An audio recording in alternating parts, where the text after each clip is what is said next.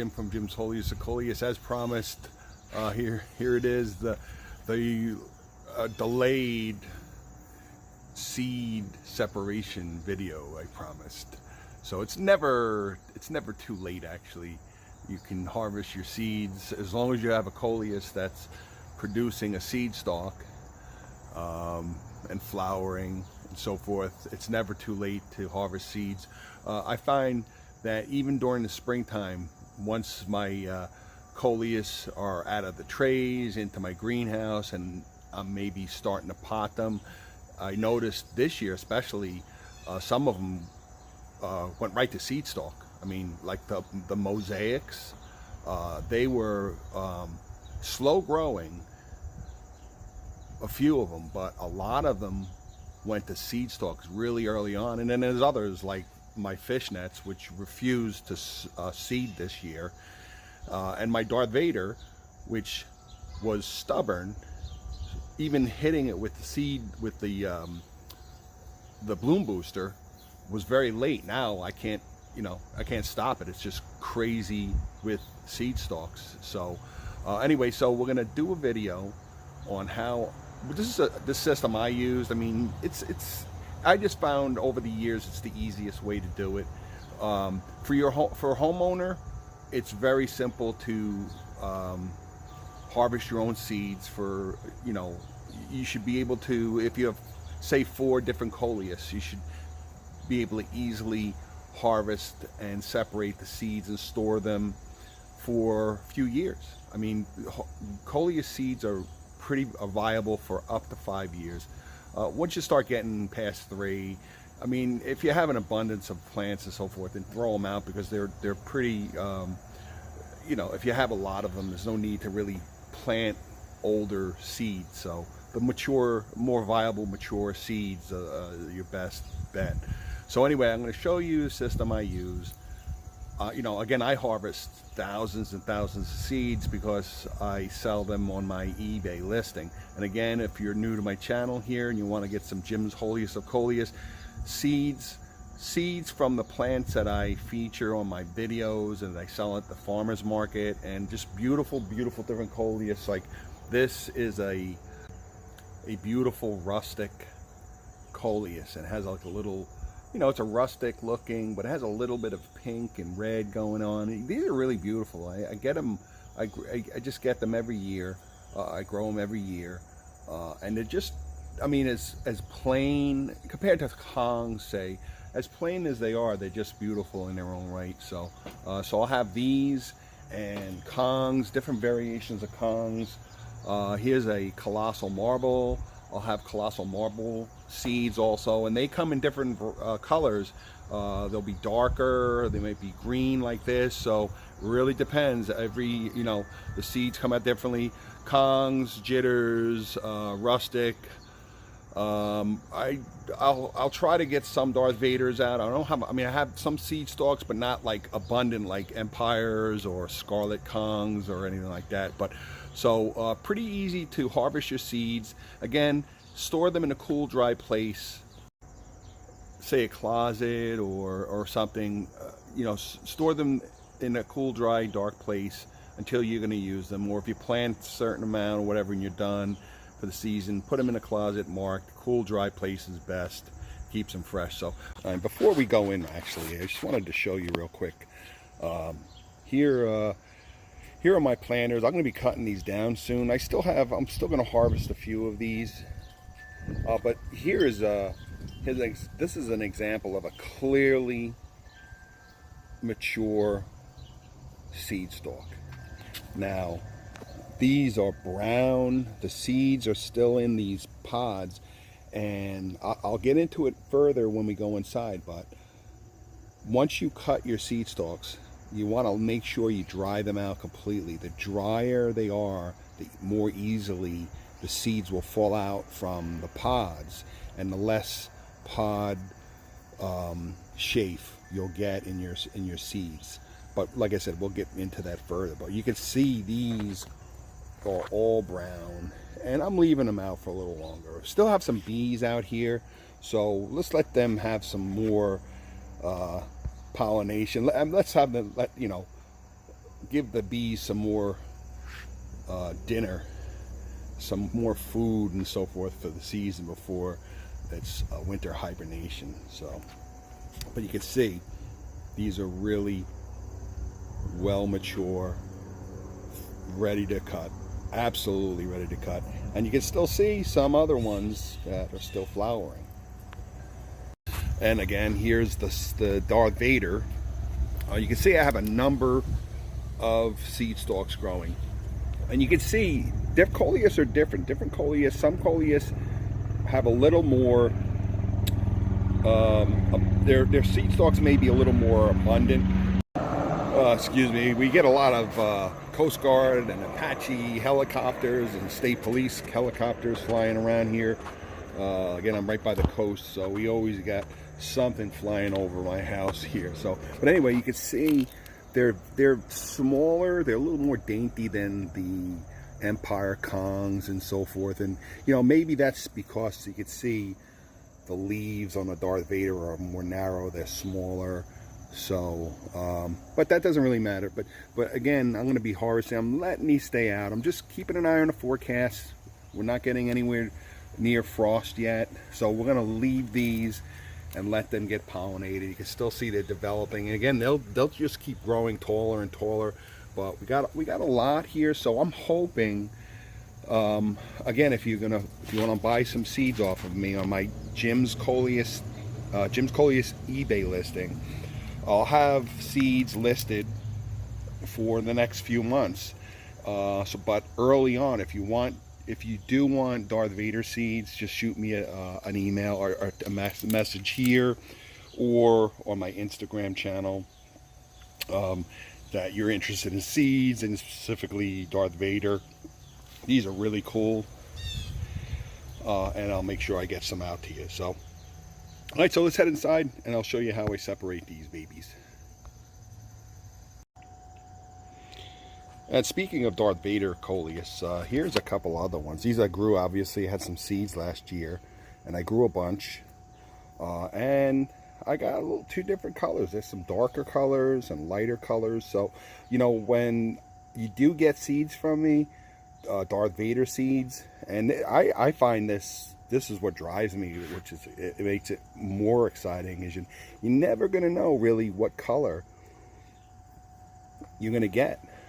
They just come. You can see this is it's green, but it has that dark edging. It's pretty neat. And then there's a reverse, the purple with the green edging. And the same holds true with these colossal marbles. You may get some with white and pink, this green speckle with some white, and you may get some with some purple, or the colossal marbles. I grew about 50 or so, and I got some dark purple with the white splatter. But these were the most abundant of all the colossal marble that I grew. This green with the sparkle. So, but they're beautiful also. But I'll have these included in my Jim's Coleus eBay seed listing. So go over there, check out the listing if you're interested. So, okay, now we're gonna go inside and separate some seeds. Okay, and again, if this is your first time visiting my channel, again, you can, whatever system works for you. This is what I do. If you don't have quite as many seeds, you can use plates, as long as they keep them out of the way. If you have pets, you don't want pets getting into these. But your main thing is, very, very important, is you want to make sure that your seed stalks, when you cut them, you put them out, and they need to be dried completely. And you'll know, here's some ones that are a little green. These are completely dry, and they're just brown and dry. And I let these sit. These have been sitting at least a month. I let them completely dry. And the drier they are, the more easily the seeds fall out. And you'll find, just by doing this, so you can actually see the seeds will just fall right out. So, and I use a strainer, and I'll show you that. I use a strainer to get rid of 90% of the chaff. So when you do get my seeds, if you do buy seeds from me, I separate them. I put them in marked Ziploc baggies. I get 95% 98% of the chaff out. They're in Ziploc baggies, so the static cling separates the chaff from the seeds further. I mean, the seeds are in the pouch. You'll see a little bit of chaff, very, very little. It's not going to affect your seeds. You'll clearly see the round black coleus seeds. They look like, there you go, they look just like poppy seeds. So you'll easily know what's seed and what's chaff. The chaff is just a little brown dust.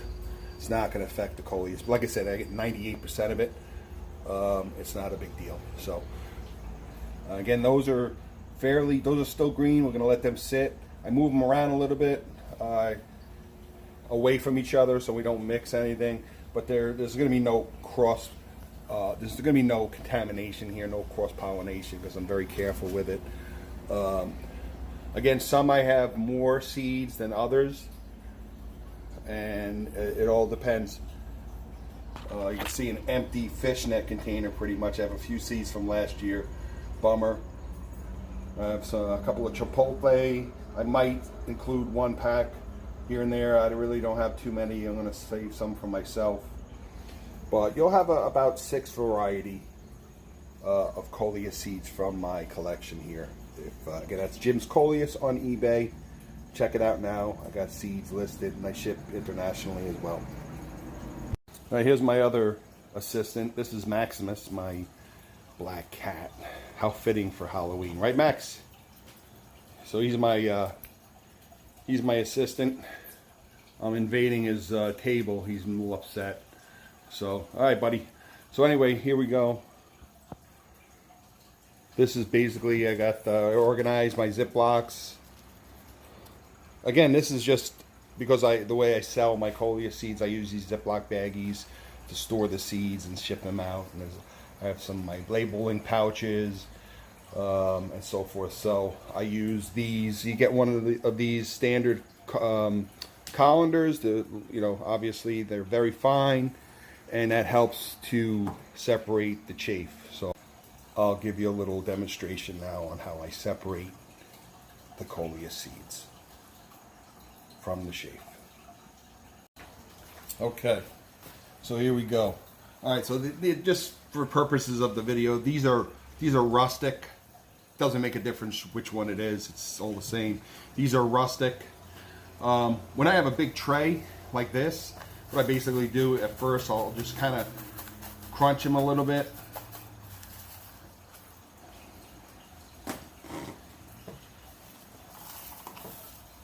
And I just put the chaff in there and just kind of bang like that. You can kind of crush it a little bit, but you don't. If you have that many, you want to be careful. You don't want to damage the seeds either. But gently do that. And as you can see, we got seeds.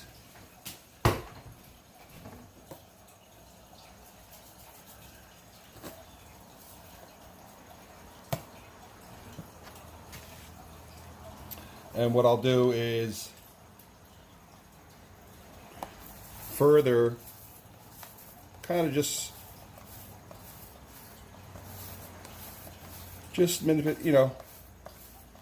work the chaff that gets the seeds out, and this little small amount, I mean, this is a few hundred seeds right here, so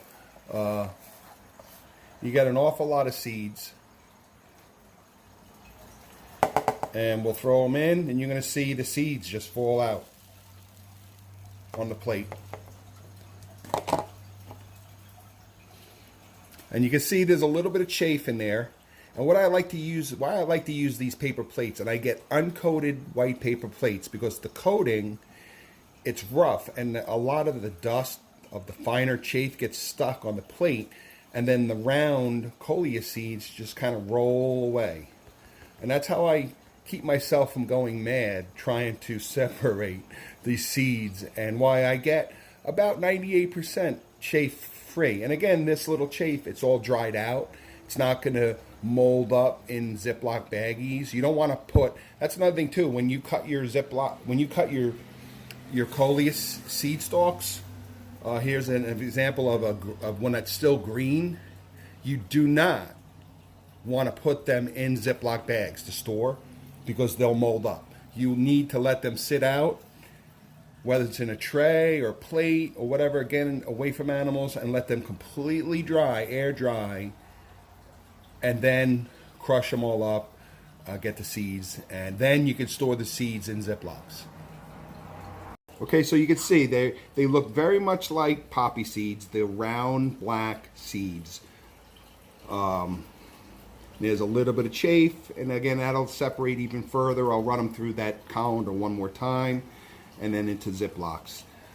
With my seed listings, I generally, this will be about how much you'll get in one pouch. So this is a rustic. This is about how many rustic coleus seeds I will include in one pouch. So you'll get a pouch of rustics, you'll get a pouch of colossal marble, a pouch of Kong variations, a pouch of, say, Darth Vader. You'll get about this much seed in each pouch. So you'll total 6 varieties. You'll get a little over probably 300 seeds, or maybe more. And that's, again, that'll last. They're viable up to 5 years. Plant what you need and store the rest in a dry, dark closet. Okay, so it's pretty straightforward, very easy. Again, I have some videos that I did last year and the year before, so on how to do this in more detail. But it's pretty straightforward, especially if you're a homeowner and you only need a handful of seeds. Check out, if you haven't, check out my last video I posted last week. I did a little analogy on German Shepherd puppies, on how to be careful when you do, if you're fairly new at sowing coleus seeds, because they're so tiny. Just be careful not to overdo it.